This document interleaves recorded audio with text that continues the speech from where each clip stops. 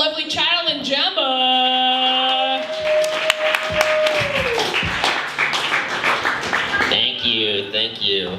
I was actually in the middle of editing a episode of my anime podcast before coming to do stand-up comedy here, and I've never sounded like more of a virgin.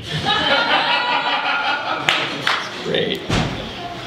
Guys, a little bit about me. I have had ADHD my entire life. Not just part of it, like some of you who think it's a fashion statement. No, for real, it sucks. My parents didn't always know I had ADHD, though. My preschool teacher actually had to be the one to tell my mom about it. She goes up to her and says, "Tracy, I think your son has ADHD." And my mom said, "Why do you think that?" She goes, "Well, he's fucking stupid." No, she didn't say that. Come on, a preschool really? No, she goes up to my mom and she says, "Your son learns by a process called osmosis." And essentially what osmosis means is I'm just a product of my surroundings. Come to find out, after 25 years, I've been surrounded by fucking idiots. Yeah. And then they put me on medication, or as I like to call it, legal meth. Yeah, Ritalin. Ritalin's a great thing to put your kids on. Let's see, they put me on Ritalin, and then I started twitching a lot. And so then they prescribed me this drug called clonidine. And then what clonidine did was made it so I wasn't able to sleep. And then they put me on a sleep aid. And then after that, I started just getting, sad and didn't want to do things anymore, so they put me on Zoloft. And I think my mom took me off the medication. I think it was when my eyes started to roll in the back of my head. I started chanting in Latin. Yeah, so. Surprisingly though, the worst part about having ADHD isn't being medicated. The worst part was being bullied. And I know what you're thinking. Wow, the host of an anime podcast who's wearing a Dragon Ball Z shirt and an anime sweatshirt got bullied? Those things are all notoriously, super cool. They're not. But I got bullied relentlessly, and there was this one kid, and his name was Daniel.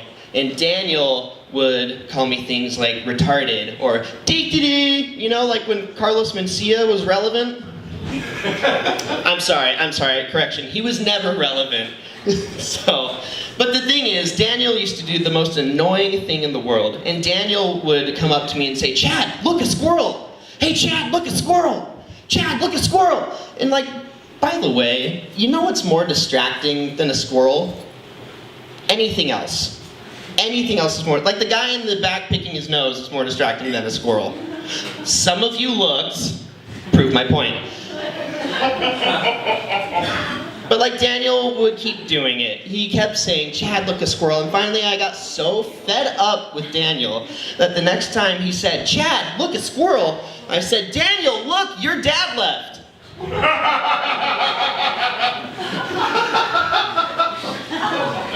He was a dick, you can laugh. But you know what Daniel stopped doing after that? Daniel stopped coming to school. Again, he was a dick. It's okay. I don't know. I don't want to take all the credit for it, but I'll take credit where it's due, Okay. Speaking of other weird health things, I have IBS, irritable bowel syndrome, and the thing about irritable bowel syndrome is when you get diagnosed with irritable bowel syndrome, you're not sure what you're allowed to eat anymore. So I had to look this up. I had to look up what I was allowed to eat with IBS. And on the list of foods I was not allowed to eat was greasy foods and rooted plants like carrots and parsnips. I'm not too partial to those, so yeah, I'm gonna take the L on that. But on the list of things I was allowed to eat was also rooted plants like carrots and parsnips. So, much like the condition, the diet's kind of a crapshoot.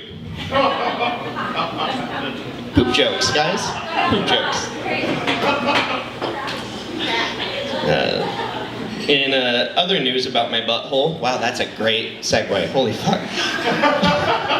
I have hemorrhoids as well, so it's just real shitty down here, just not great. But like, here's the thing, do you know how you get hemorrhoids? It's not cool. Actually, I'm gonna pick on somebody in the audience here. You with the red or maroon sweater. What's the coolest way that you have ever injured yourself? All right. I got bit by a horse. What? I got bit by a horse. She got bit by a horse. See, that's actually kind of a cool story. You want to know one of the ways you can get hemorrhoids? From standing for too long. Guys, I broke my butthole from loitering. Do you not understand this right now? And like, here's the thing. People come up to me all the time and they say things like, the human body is such a miracle. Oh my God, I have seen mothers lift cars off of their children due to the adrenaline rush. And you know what I like to do to these people? I like to go right up behind them and just kind of tap the back of their knee and watch them collapse. And then I say, yeah, it's pretty fucking miraculous, right? When you get home, sit on a couch for too long, get up suddenly, it'll blow your fucking mind.